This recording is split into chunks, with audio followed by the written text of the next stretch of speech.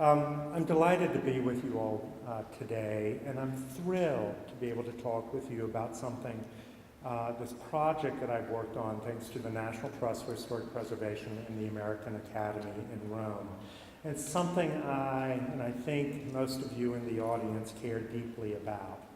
Why do old places matter? Why do we preserve these old places in our communities? Before I delve into the reasons that old places matter to people, I'd like to begin with some background. How did I come to this project? Or as somebody said on Facebook in response to one of my essays, seems kind of crazy we even have to ask the question, why do old places matter? Well, it partly begins with writing a chapter in this book on preservation law and public policy.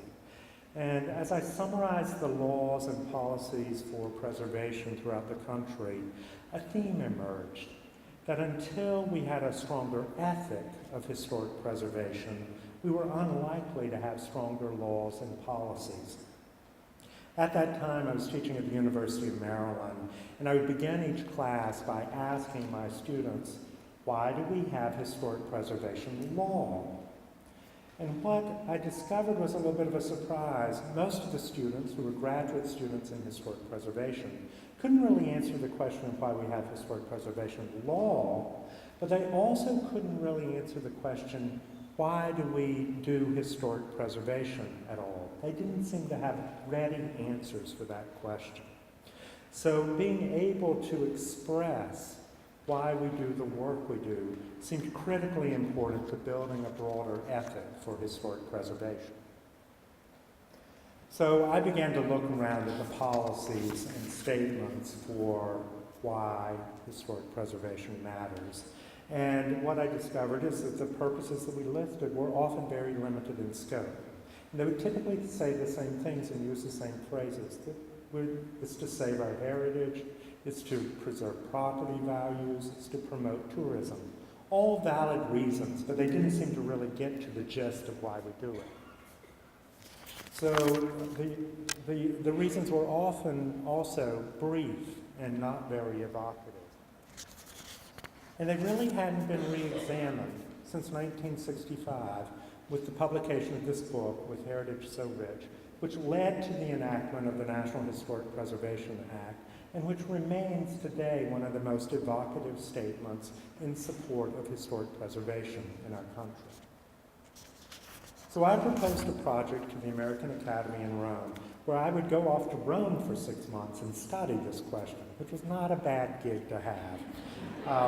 So sure enough, a few years ago, I went away for 6 months and began looking at this question. In approaching this topic, though, I didn't want to hear only from preservationists. I wanted to hear from a broad range of people, both inside and outside our field, about why old places matter. So I interviewed preservationists, artists, poets, architects, landscape architects, classical scholars, developers, restaurateurs, graphic designers, affordable housing advocates, and others who may not consider themselves preservationists, but whose work uses old places to achieve the goals they're trying to achieve. And I also explored the history of preservation. It's a very long impulse, a longer impulse than most of us recognize.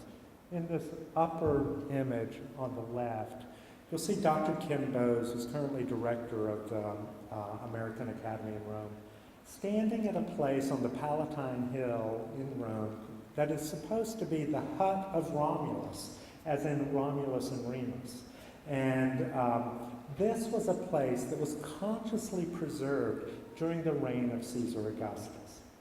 This impulse to preserve old places is a very old impulse. So the result of this project has been a series of essays titled Why Old Places Matter, published through the Preservation Forum of the National Trust, as well as a forum journal dedicated to the topic. These essays are all available online at www.savingplaces.org. The real purpose of the essays, though, is to spur a conversation around the underlying reasons that we do the work we do, and to build that ethic of saving old places. Let me say at the outset, I don't really think there is a set number of reasons that old places matter to people. There are many reasons that overlap at any place at any time, and some resonate with some people and don't resonate with others. So what I hope will occur as I go through this list of reasons is that you all will be thinking for yourselves, what are the reasons that resonate with me? Why do old places matter to me? And how would I use these reasons to explain to other people in my community why they should care about these old places? So, here we go. Continuity. Let me begin with one of the words that I heard most often as I interview people, continuity. Old places give people a sense of continuity.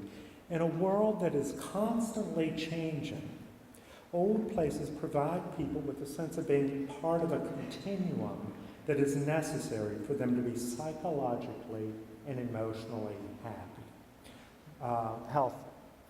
Maria Lewicka, an environmental psychologist, says, the majority of authors agree that development of emotional bonds with places is a prerequisite of psychological balance and good adjustment, and that it helps to overcome identity crises and gives people the sense of stability they need in the ever-changing world.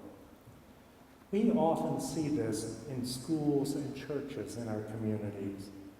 In the upper right is Cowell Station School in Huntersville, North Carolina, where my father went to school and which continues as a preschool today, providing that sense of continuity for the community. We perhaps see this idea of continuity most forcefully when the continuity between people and place is broken. So in the left-hand photo is Palmer Chapel in the Great Smoky Mountains National Park. That is a place where people were forcibly removed in order to create the park during the 1930s. And yet, generations later, those families continue to come back to Palmer Chapel to celebrate their connection to that place and to maintain that continuity with old places. Old places matter because they give people that sense of continuity. Memory. Old places help us remember. The architect Mary Donati tells her granddaughter, old buildings are like memories you can touch. Memory is an essential part of consciousness. We see this when people we know develop Alzheimer's or other diseases where they lose part of their memory. It's like they've lost a piece of their identity. Their identity is partially erased. And there is, as the geographers Stephen Holscher and Derek Alderman say, an inextricable link between memory and place. People anchor their memories in place. Now, there are two aspects of memory and place. Individual memory, and here I use as an example the Cafe Reggio in New York, which I went to often in my 20s, and which I go back to still today to remember the person that I was then and how I've changed since then. And there's collective memory, and the collective societal sense of memory, such as the memory of the March on Washington. When we see this image, we're all reminded of that event, and we share that memory even though most of us were not actually there. Places may also embed memory that's partially lost, that people don't know. And in the lower image, it's a little small, but I hope you can see it. This is the gate for the old cemetery where I will eventually be buried and where my ancestors are buried. And do you notice anything funny about it? There's no wall that goes with it, because my smart Presbyterian ancestors sold the stone wall to the highway department. But yet, that gate and the fact that it continues to exist suggests the memory of the wall that once surrounded that cemetery. Old places serve as mnemonic aids that anchor our memory. Identity.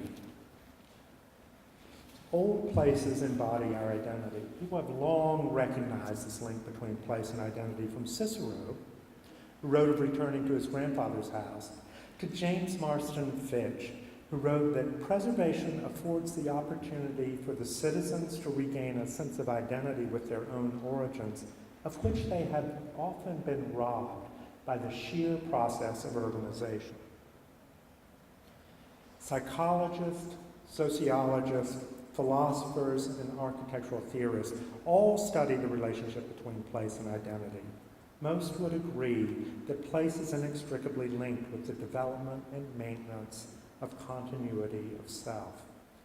There are those who even theorize that identity and place are inseparable, that people are always in and of place, that life itself begins and ends with place.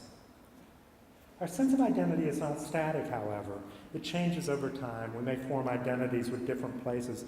Here I show in the upper left that Presbyterian church where I was raised, to which my family has long ties, and my great-grandfather's house.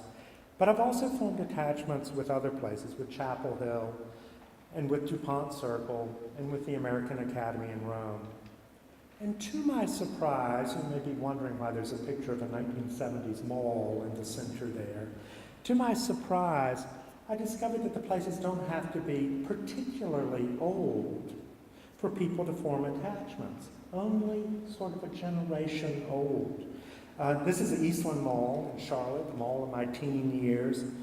And much to my surprise, when Eastland Mall was proposed to be demolished, a preservation group sprang up to save it, saying the very things that I'm talking about to you today, that it embodied the identity of the east side of Charlotte, which is probably more true than you want it to be. And even the demolition contractor set up a memory site on his website where people could leave memories of Eastland Mall because he had met his wife ice skating at the mall. It probably only takes about 30 years for people to begin to form identity around some of these places. Old places embody our individual identity. Civic identity. Old places embody our civic, state, national, and universal identity. Independence Hall, shown here, and countless other places embody the history and principles of the United States.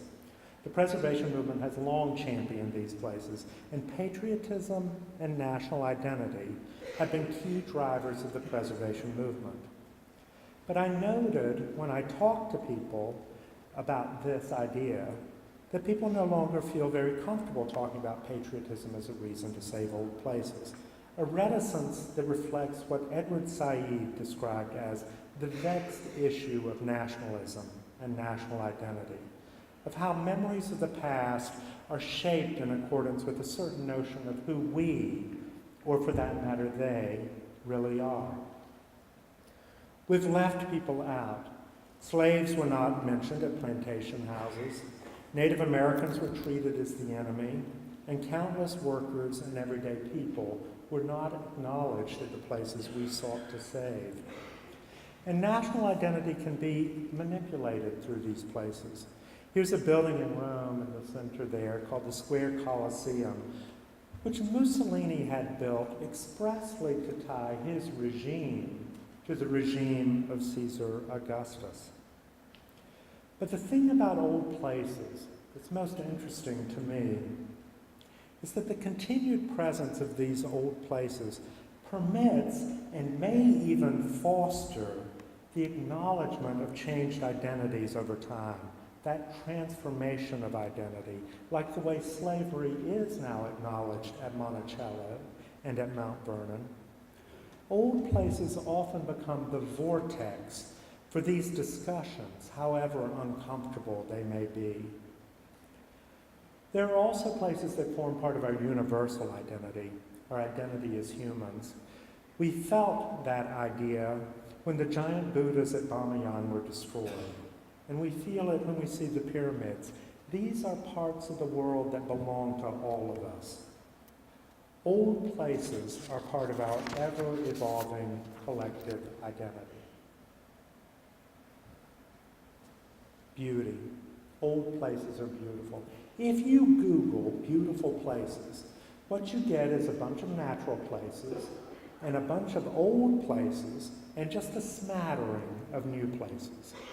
Beauty and the threat to beautiful places was the driving force behind many early preservation efforts, and beauty remains at the heart of why people care about old places. We all know how much harder it is to save an ugly building than it is to save a new one, to save a beautiful one. Yet, as I talked to people about beauty as a reason, I found that people were also reticent to talk about that. And I think that people on preservation commissions, and many of you are here today, and in other public fora are hesitant to make decisions based on beauty. Despite the fact that preservation is sometimes called aesthetic regulation, we don't often expressly ground our decisions in the idea of beauty. And this is for many reasons: the subjective nature of beauty, the difficulty of defining it, the loaded cultural aspects of beauty, or, far more often, the fact that it may be considered frivolous or expendable. Yet beauty is still something that delights, moves, and satisfies people. A study by the British Commission for Architecture and the Built Environment found that beauty is a deeply positive experience, contributing to happiness and well-being. There are even scholars who say that the experience of beauty changes the way our brain works. Yet here's the really interesting thing.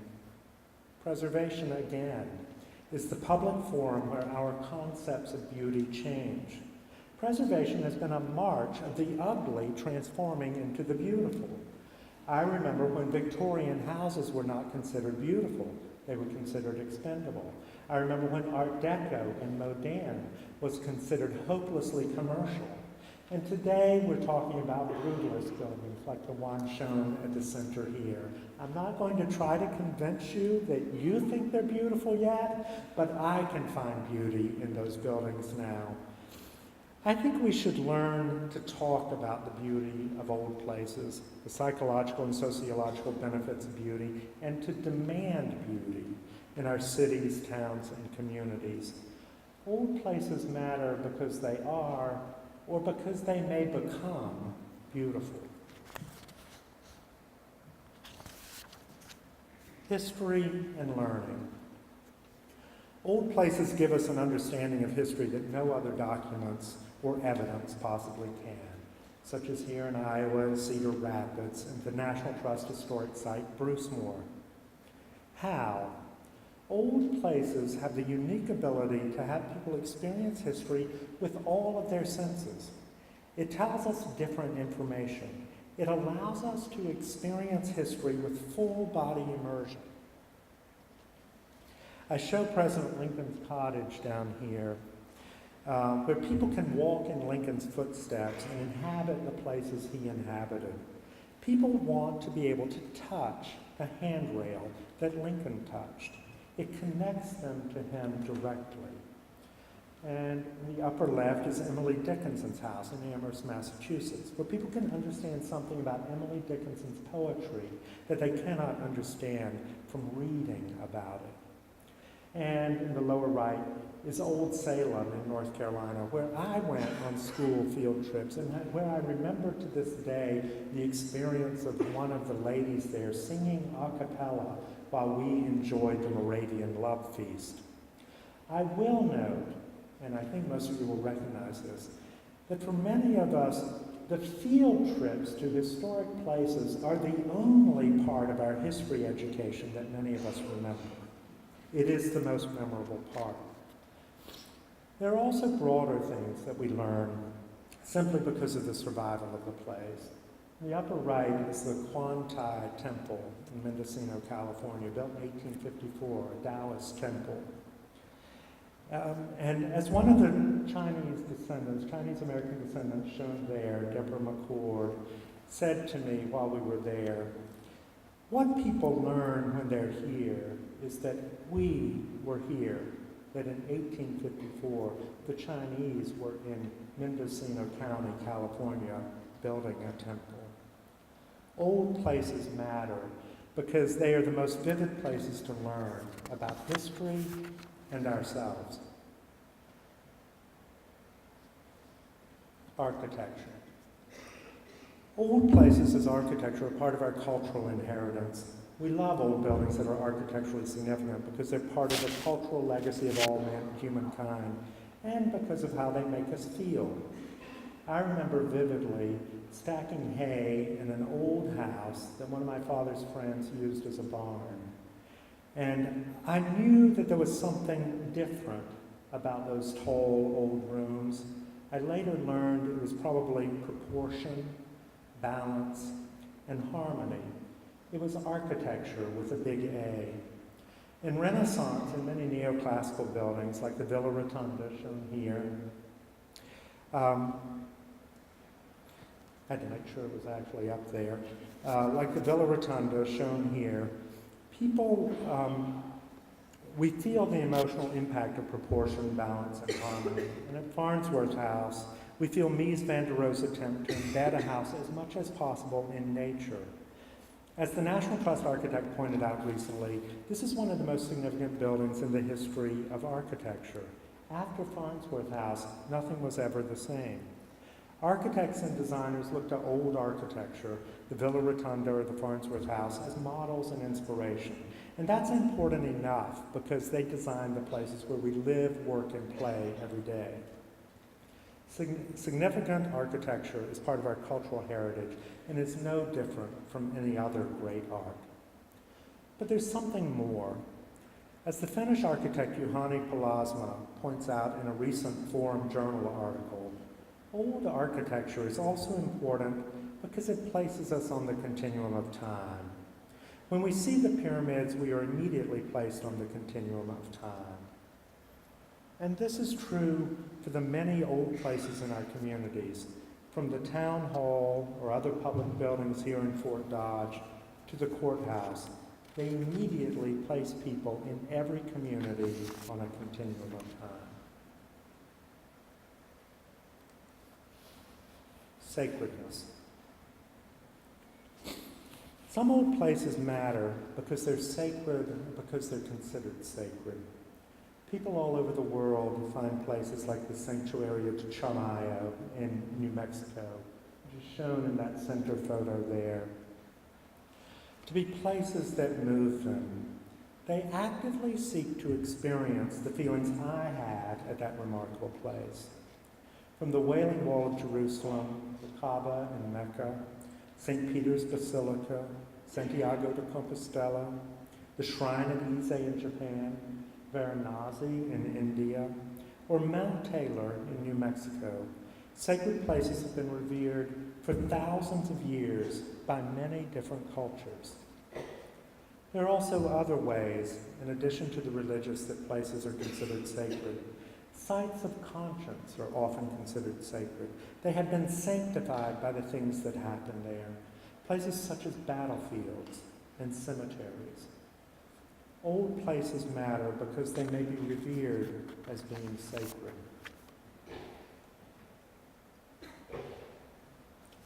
Creativity. Old places spur creativity. People are inspired by old places to compose, write, and do other creative work. In the lower photo on the far left is RCA Studio A in Nashville, Tennessee, where Elvis recorded, where Dolly Parton recorded Jolene, and which was recently saved through the efforts of the musician Ben Folds, so that it can continue as a place of creativity with its distinctive acoustics. These old places seem to transmit their artistic legacies. And on the far right, we see the studio of Daniel Chester French in Stockbridge, Massachusetts, where I chaired a panel on creativity in old places with a contemporary sculptor, Judith Shea, and a contemporary composer, Eric Nathan. French was the sculptor of the seated Lincoln at the Lincoln Memorial, and the studio and grounds continue to inspire artists today through sculpture shows and residencies. But why is it that these old places spur creativity? I'm not entirely sure. But the one scientifically based study that I've seen that attempts to compare an old place with a new place that is otherwise matched across a whole host of different factors found that in the old place, the primary difference was that people's imaginations were spurred. Their spontaneous ideas about the past were triggered more in the old place than in the new place. And the urbanist Richard Florida, who many of you know, observed the reality that the creative class is drawn to these old places. One of the key ingredients of creative places, according to Florida, is authenticity. Florida says authenticity, as in real buildings, real people, real history, is key. The National Trust Preservation Green Lab has now demonstrated in a scientific study that the power of older, smaller buildings in spurring startups and other economic and social activity. As the American economy increasingly turns to creative work, keeping old places may be increasingly important at spurring our economy. Old places spur creativity. Excuse me. Ancestry. Old places connect us to our ancestors. Making the connection to our ancestors used to be an explicit reason we sought to save old places, but over the decades, preservationists have shied away from talking about this connection. Why? Probably because it was perceived of as being elitist or exclusionary.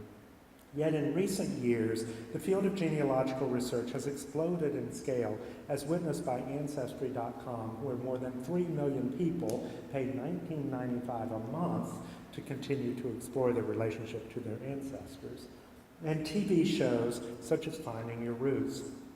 I show here Somerset Plantation, again in North Carolina, where I'm from, a state historic site that became one of the first southern plantation sites to foster a connection between that site and the descendants of the slaves who once lived and worked at that place. And the woman who did it, Dorothy Spool Redmond, talked about how that gave her a deep sense of belonging. Also shown on the right is Chet Atkins, the country music singer, who wrote about the deep sense of satisfaction he felt being able to visit the Civil War battlefields where his ancestors fought.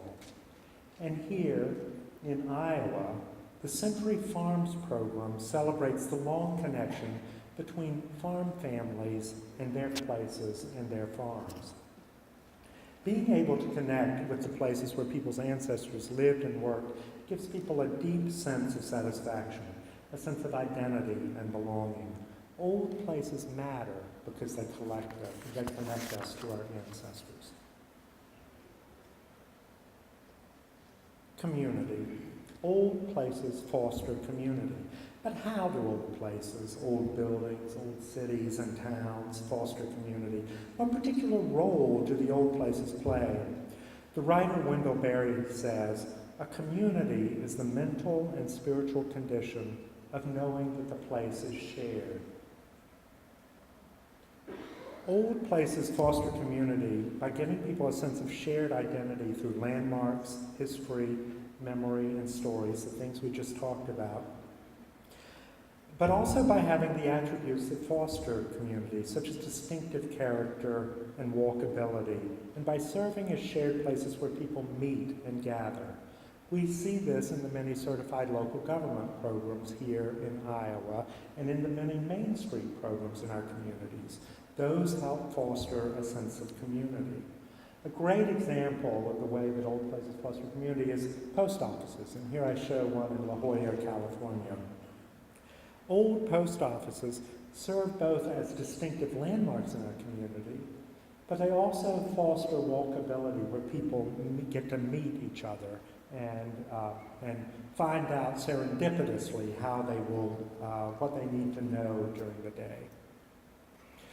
For more than 2 decades, Planners, academics, preservationists, and everyday people have lamented the way sprawl has destroyed the American landscape, diminished the distinctiveness of place, and eviscerated the vitality of older towns and cities, essentially how it has destroyed community. New urbanists promote placemaking, the design of new places to foster distinctiveness and a sense of community. Developers of new places advertise walkability and design such as front porches, alleys, garages behind the houses, open space, squares, and a mix of retail, residential, and workplaces, the very things that our old communities already have. All these are intended to allow people to interact with each other, to avoid getting in their car, and therefore create the conditions that foster community. I applaud these efforts, and I support them. Yet something critically important is often missing from this discussion, and that is the idea that the development of a community takes time. Community develops through the interaction between people and place over time. We cannot build a community. We can only foster the conditions under which a community can grow and thrive. If a community is shared experience, expressed in terms of a common physical place, old places are crucial. Old places are where people, time, and place have intertwined to form community. Old places matter because they foster community. Sustainability. The architect Carl Elefante has said that the greenest building is the building that's already built. The reuse of existing buildings results in a large number of sustainability benefits. Land conservation, because the reuse of the building doesn't require the use of new land. Habitat preservation, because the reuse of the building doesn't take away natural habitat. Open space preservation for the same reasons. Reduced fuel consumption, because existing buildings are usually walkable and dense. And the avoidance of adverse impacts from the extraction and transportation of new materials, because new materials do not have to be taken from mines, forests, quarries, and other places and then shipped across the country or the world and used in new buildings. And the avoidance of new landfill material, because the building isn't ending up in a landfill, thus wasting all the existing materials, many of which are literally irreplaceable. In addition, the reuse of old buildings takes advantage of the positive environmental passive design that many of them were built with to begin with, such as the light wells and clear story windows shown here. In addition, there are even those who say that a building or community that has itself grown organically as part of the environment may itself be considered part of the ecology of a place. That older places are themselves ecologies that should be recognized and nurtured. I don't think the green values of old buildings have been fully recognized, but I do think the issue of sustainability, avoided impact, embodied energy, and carbon footprint have the greatest capacity right now to fundamentally shift the paradigm about how society views old buildings. Old places matter because they're sustainable. Economics. Old places matter because they support a sound, sustainable, and vibrant economy. I intentionally saved the topic of economics for last, not because it's not important, but because it's the one area that we in the preservation field have emphasized the most in order to convince our town councils and others to save old places. Well, I don't think we should reduce the many powerful qualities of old places to simply an economic equation. The good news is that dozens of studies throughout the country and throughout the world have proven that historic preservation, that saving and reusing old places is good for the economy. And the economic reasons, as you will see, are closely tied to many of the other reasons. Old places attract tourists, as we saw from all those people traveling to experience history, learning, beauty, or to take pilgrimages to sacred sites. Old places attract talent and investment, as Richard Florida observed in his work on the creative class. Old places serve as incubators for small businesses, as documented in the Preservation Greenland reports on the reuse of older buildings. Old places create jobs and good wages because rehabilitation tends to be more labor-intensive than new construction, and because it requires higher skill sets, it tends to pay higher wages, and that money tends to stay in the community more than new construction. And old places can revitalize neighborhoods and communities. It's often the primary asset that many communities have, and if they capitalize it, as our Main Street program has done, it can be a key revitalization strategy. Some economists are just beginning to try to capture more value in their work, particularly health factors such as walkability or even happiness. Just imagine if these economic studies could capture the full value that old places give people, the sense of identity and belonging, the awe and beauty, the creativity and imagination. Then their value would be incalculable. Old places matter because they foster a strong and sustainable economy. Through this exploration of why old places matter, I've become even more convinced that old places matter deeply to people and to society, and for more reasons than I thought. Old places are necessary for our psychological and emotional health. They ground us with a sense of belonging. They inspire us in creativity. They soothe us with beauty and sacredness. They help us know who we are. I put this picture of the American Brewery building back up because I used it in a presentation at the American Academy in Rome. It's a tax credit project in Baltimore that was structured by the National Trust subsidiary, the National Trust Community Investment Corporation. I was astonished after my presentation when one of the other fellows at the Academy, who suffers from a debilitating disease, told me how, as a graduate student at Johns Hopkins, the rehabilitation of that building seemed emotionally important to her as she was first grappling with the disease, and that she would intentionally walk by it on her way to Hopkins as it was being rehabbed. The rehab of this building gave her a sense of hope. So I was stunned when the riots erupted in Baltimore after I got back from Rome to find this image show up in the news. The American Brewery building survived a fire at a building nearby during the riots. And Reverend Dante L. Hickman, Sr. from New Shiloh Baptist Church, was interviewed by the New York Times, talking about plans to rebuild. He spoke about creating a workforce development program, health services, life coaching, mortgage lending. He pointed to a broad field across the street the church had acquired to build a youth center, and to an abandoned laundry building that he hoped to convert to more housing. We have a mantra, he said, we restore people as we restore buildings. I think this is why old places, old buildings matter, because they have the power to fulfill deep and fundamental human needs. Now, think about why old places matter to you. Thank you.